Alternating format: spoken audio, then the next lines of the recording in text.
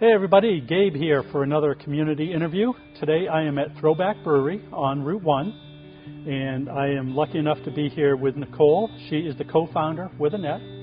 So tell us a little bit, Nicole, about how you guys get started, where you came from before that. Absolutely, yeah. Hey everyone. It's Nicole here at Throwback Brewery. We got started, it's been 9.5 years. We started across the street from our current location, still in New Hampshire, still in Northampton. Still part of New Hampshire. Yeah, which is actually, funny enough, still part of New Hampshire, even though we moved across the street. But a little warehouse park. We had a 3-barrel system. We started with a very clear mission to make beer using ingredients around us. And thought that would be it, Annette was the brewer. I worked still full-time at IBM doing the marketing. It was basically a side hustle for me. Okay. And we were in business 1 year, and this beautiful property, Hobbs Farm, went up for auction. And we won the auction on our 4th birthday. We moved into here and started the restaurant, went from a 3-barrel brewery system to a 15-barrel system, and started farming as well. Yeah, and that's right over there. Farm over there, yeah. To table. Restaurant, farm to table, exactly, yeah. That's awesome. Yeah. Tell us a little bit about your beers. Sure, do you rotate them, or is there... We have probably like 6 or so beers that are our year-round beers. People love sours now, so our year-round sour is called Cheek Squeezer. We like to say, these cheeks, not these cheeks. It's a kettle sour blonde with tart and sweet cherries. That's our bestseller wholesale, so you might find it at restaurants and beer stores around the state. We do Hank's Pale Ale as our bestseller here. So we have everything from, we have a Pilsner, a German-style wheat beer. We do a lot of dark beers here. As December rolls around, we do beer called Fat Alberta. She's a chocolate peanut butter imperial stout. For some reason, every year the alcohol seems to increase a little bit, so I think we're just over like 11% this year. The numbers have yet to come in, but look for that in early December. Okay. But other than those beers, we do a lot of rotating beers, a lot of different IPAs, seasonal beers. We just got a couple 100 pounds of pumpkins from Blueberry Bay Farm in Stratham, and we make a real pumpkin ale, which should hopefully be coming out in the end of this week. So, nice. Yeah. Right in time for Thanksgiving. Yeah, we think it's like a perfect Thanksgiving beer. Yeah. Because it's called Gorgeous, and the color is gorgeous. It's all from the blonde ale, but it's this nice orange hue that's purely from the pumpkin, and we spice it just a little bit. I know a lot of people are like, oh, I don't like pumpkin anything, and we've surprised a lot of people that can't get enough of it because it's just really, it lets the gourd shine through, and it's just really easy drinking. Now, can they come in here and buy like 6-packs or cases, or do they have to get that at one of the local stores? So yeah, the most beer we sell out of here, but McKinnon's, for example, if you are grocery shopping, Prost, which is just down the street from us, there are. Actually, if you go to throwbackbrewery.com, there's a beer finder where you can find a bunch of places. Like street, there's restaurants as well, like Street, for example, that carry our beer, the Thirsty Moose in Portsmouth. Okay, nice. Food. Yeah. Tell us a little bit about that, because you mentioned something interesting about the chef that you hired. Well, it's funny because before we got going, Gabe was talking about, why did you open a restaurant? Well, you never wanted to open a restaurant, but we started with a brewery.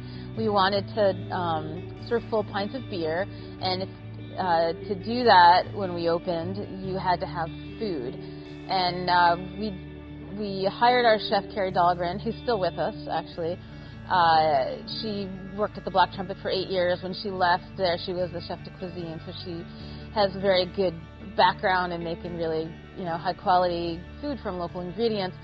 And Annette and I loved Carrie, and we wanted to bring her on. And we said, you'll work like 40 hours a week. It'll be great. You just need to make little plates of food. We have no idea if people are going to order any food. But anyways, fast forward, I don't know, like what's it been, like 5.5 years here. We sell more food than beer. A lot of people just come here to eat. Like, we have a lot of people that don't drink that come here. They drink wine and they come here, which is great. And our food really is, it's inspired by what's around us, just like our beer has been. We get, in the summer, a lot of our produce comes from our farm. We use New England Family Farms meat, or like Pineland Farms for our hamburgers. So we try and do as much local as we can for both the produce and the meats as well. And we have a variety of food. Like, our Korean wings are our most popular. I think every week, it used to be our Throwback Burger, and then every week now it's been the Korean wings, because people either eat them as an appetizer or eat them as a main course. We sell a lot of wings. We also do bowls, so we have like Korean barbecue bowl, we have a chorizo bowl, we have a fried rice bowl. So there's a lot of different like international inspired ingredients. We have a chicken curry, for example, pita.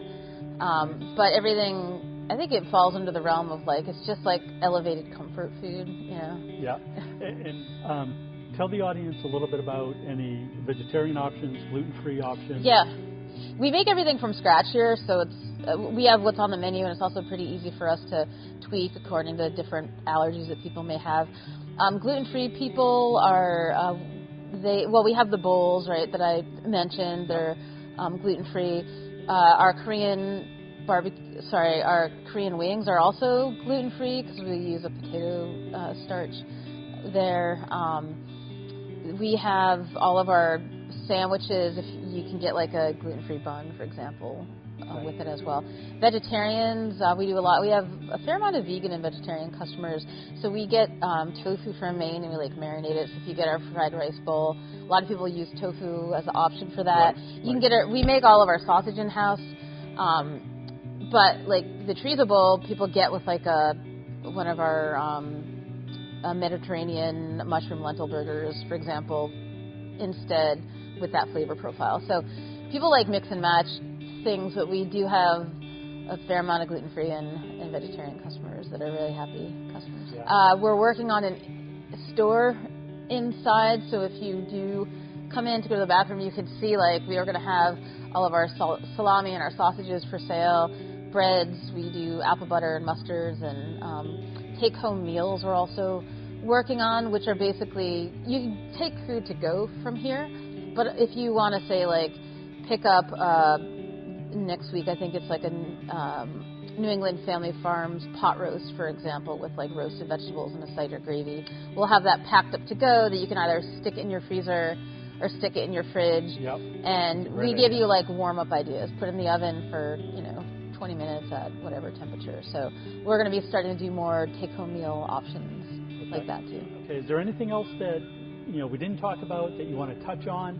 Yeah, I mean, outside of the take-home meals that we're starting, we're going to be starting to do deliveries once again, which we started when COVID first hit in March. So be on the lookout for that. We also just launched our line of sausage called Lady Sausage. We have we have a fennel salami. We have smoked kielbasa, beer brats made with our pigs here, and our Hank's Pale Ale. We have our chorizo that I mentioned, the bowls. We sell all of that. And we have a lot of punny merchandise, so like a sausage that says "I'm the worst," for example, on a t-shirt. So, yeah, so we launched that, what's the date, October 18th. And so it's a very new venture for us, but hopefully we can bring a few smiles to people through our Lady Sausage. Yeah. Nice. All right, and you have generously given a $25 gift card. Yes, yeah. So you guys know the rules. You have to like, share, and comment to be entered to win, and we will select one person at random and make sure that gift card gets into your hands. So I think we covered everything. I think so, yeah. Thanks for your time. Well, thank you, Nicole. I really appreciate it.